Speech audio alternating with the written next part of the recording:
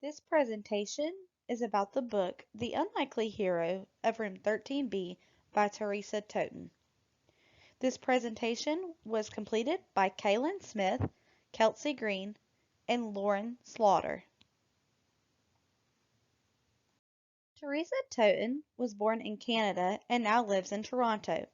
She was nominated and won the Governor General's Literary Award in Canada for the novel The Unlikely Hero of Room 13B.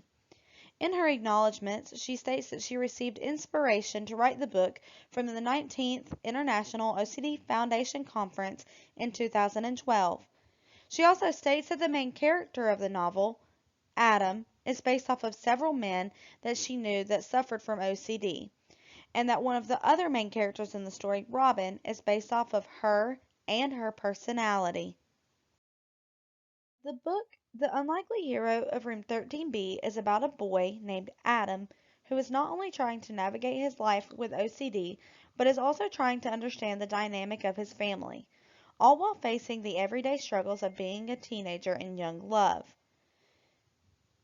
The genre of this book is fiction, however, it is very realistic. It was originally published in paperback in 2013 in Doubleday, Canada. When asked where she came up with the idea for the superhero alter egos in this book, Teresa says that she wanted their alter egos to reflect aspects of their personalities, and that she was able to do this because she read comic books growing up as a child. She also states that Batman has always been her favorite. Literary elements. Main characters. Adam Spencer Ross is the main character of the book. He has OCD and he attends a support group for young teens that struggle with OCD. In the group, they are told to choose a superhero that they will turn into.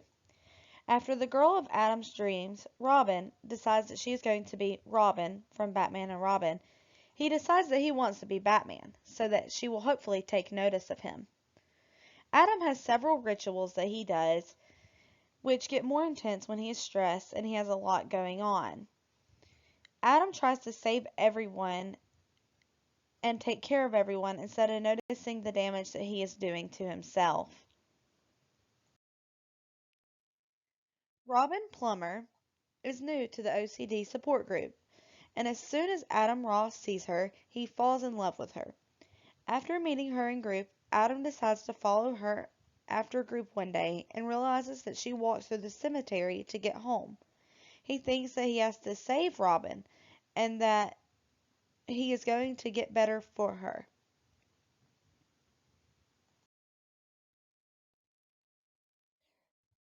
Some other important characters from the story are Chuck, which is the group leader and the psychiatrist that specializes in adolescent OCD issues. He is also the guy that Adam talks to and goes to for help. Carmela's Adam's mom. She has been receiving creepy blackmail type letters and she usually crumbles it up and throws it in the trash. Adam's mom hoards all sorts of stuff, which stresses Adam out so much, and it honestly leads to him doing many cleansing rituals. Adam's dad is now married to Brenda Ross. Brenda Ross is Adam's stepmom, and she cares greatly for him. Adam's dad tries his best to support Adam in all the decisions that he makes, and he loves and cares for Adam as well. Brenda and Adam's dad have a son named Sweetie. He is Adam's younger brother, and he seems to show signs of OCD. However, he adores Adam. Adam is always there to comfort and to take care of him. Ben Stone is one of Adam's longtime best friends, and he hangs out with him outside of his support group. He knows that Adam has OCD, and he is able to joke and cut up with him in a friendly way. Nicholas Redmond is a very large and brooding fellow that is one of the guys in his OCD group. When asked to pick a superhero name, he goes with Thor. He does not usually say much, but he ends up being a great friend to Adam.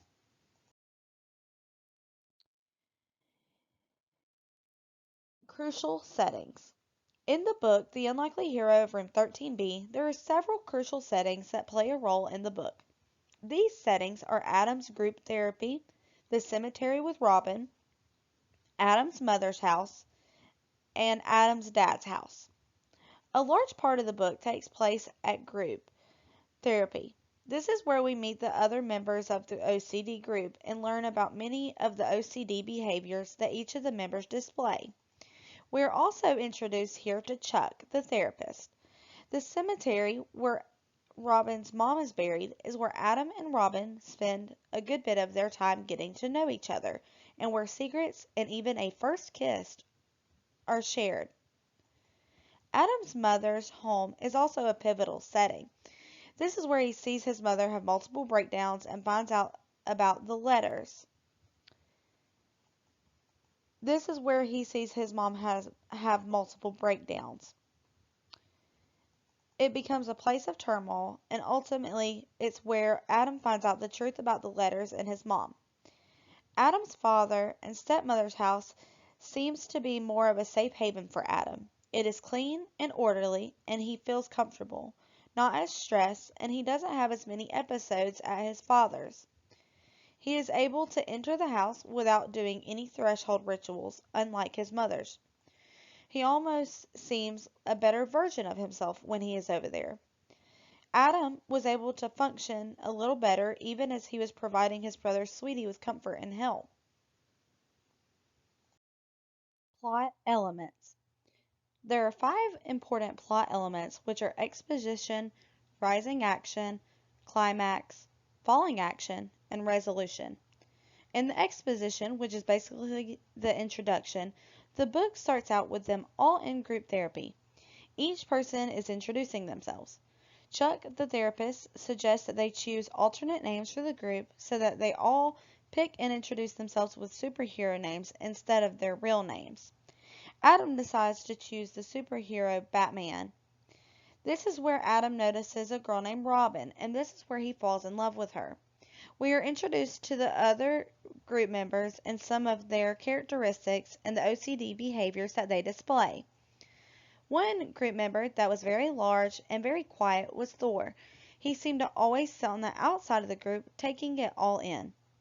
We are introduced to Adam's mom, and we discover that she is a hoarder, and she is receiving very disturbing and threatening letters very frequently. They cause her to become quite upset. We also meet Adam's dad and stepmother and his stepbrother, Sweetie. Sweetie also struggles with some sort of mental illness, and Adam is his protector. As the book goes on, we reach the rising action, which is when Adam's OCD and behavior begins to escalate. He is struggling more with his counting and his threshold rituals, and it is requiring more and more medicine to manage. As his struggles get worse, Robin is seemingly getting better with her treatment. She is able to come off of the medication and is able to talk about her mother honestly.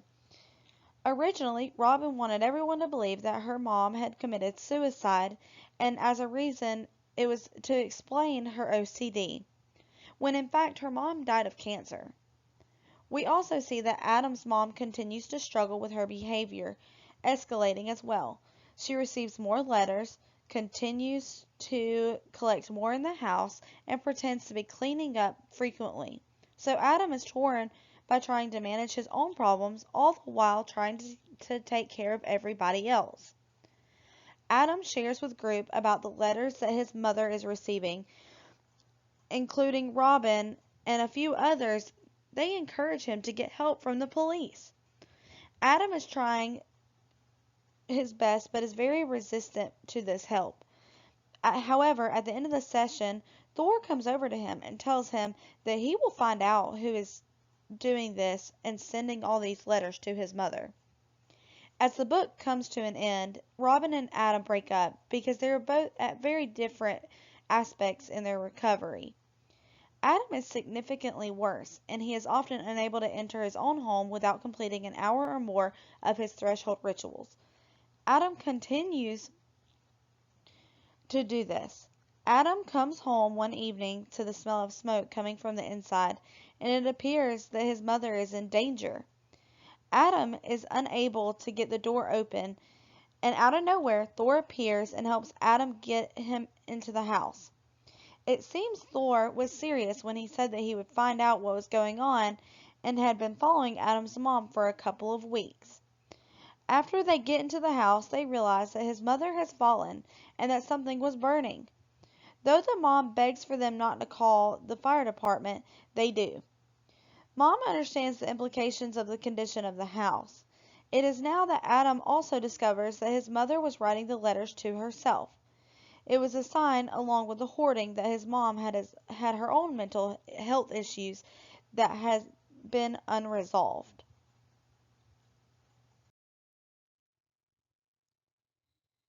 Adam's mother was sent off to an institution to get help for her mental illness. Meanwhile, Adam has gone to live with his dad, stepmom, and sweetie. Finally, we have reached the resolution. This is when it all comes together, and Adam finally realizes that he is getting better now that his mother has gone to get help. He didn't realize how much she impacted his problem in his daily life, but he sees a light at the end of the tunnel and proceeds to get better. Turning points. Throughout the book, there are many interesting things that happen, which we discover are the major turning points. As the book goes on, this is when Adam realizes that he is getting progressively worse and notices that Robin is getting better. It takes a pretty big toll on him that he is not getting better, and he knows he should ask for help and ask for more medicine. As things get worse, he begins to notice that his mother's hoarding issues are getting worse, even though she said that she is working on it and getting rid of things. Not only has Adam's mother hoarding got worse, but he is also concerned for her because of the threatening letters that she has been receiving, and that is when Thor steps in and tells Adam that he will look for the person who is causing all of this. As Adam realizes that he is still not getting any better, he decides to take a chance and break up with Robin. As hard as it is for him to be without her, he knows that she will be better off without him, and that he will then be able to work and focus on himself and his OCD. The last turning point at the end of the book, Adam finally finds out who is writing the harsh, threatening letters. His own mother was writing the letters to herself. Her mental illness had gotten so bad that she was the one causing this herself, and Adam the stress this whole entire time. Concepts of adjustment. The main character, Adam, shows a close relation with the growth mindset. Growth mindset is when people believe that good things come from putting in the work, strategies, and taking important information from those that have already experienced it. Adam realizes to be a better person for Robin that he is going to have to fix himself. Even though he focuses on things that he cannot control, he still learns everything about Robin so he can help her. He takes advice from his dad on how to impress a girl even though he didn't really need his dad's input. Theory of adjustment. The main character can be explained through Maslow's hierarchy of needs and a little from Rogers' theory of personality.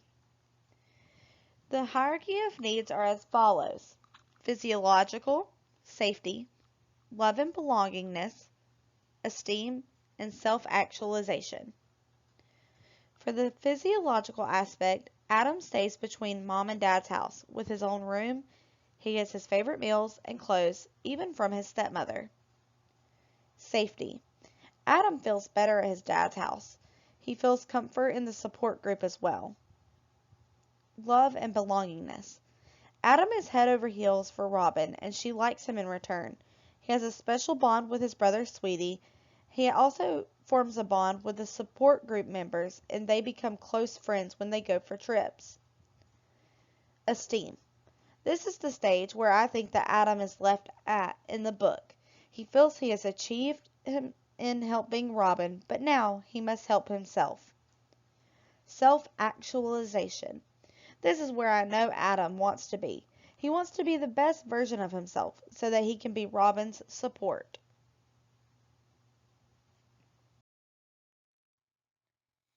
Theory of personality. One point from the reading that there needs to be mutual respect and trust between the therapist and patient for the therapy session to be successful. Adam and Chuck have a good relationship even though at the beginning Adam lied. He's slowly starting to tell the truth. Chuck showed how he cared for Adam because he came to his house when Thor had called. Mental health literacy. Some of the erroneous stereotypes with OCD shown in the book. Myth. If they see that their compulsions are irrational, then they will stop. Fact.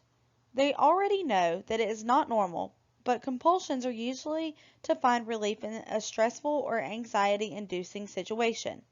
Adam always started counting when asked about something he didn't want to share. Myth. People with OCD will never get better. Fact. It is treatable with time and patience. We see that Robin went from having to stay at a hospital to joining the group, and Chuck thought she was good enough to go into remission. Self-help strategies for OCD. Identify your triggers, aka the things that will cause your anxiety to rise. Resist your compulsions. For example, once you've locked the door, tell yourself out loud, the door is locked. If you feel like you need to check, the door is locked again.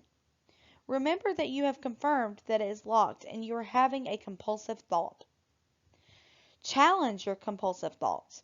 Write down what is troubling you, how long it has been troubling you, and what feelings you feel towards the situation. Seek help. You are not alone in feeling this way that you feel. Manage stress. Take a breather or a 5-minute stretch in tense situations. Exercise. It is a natural and effective anti-anxiety and treatment. References.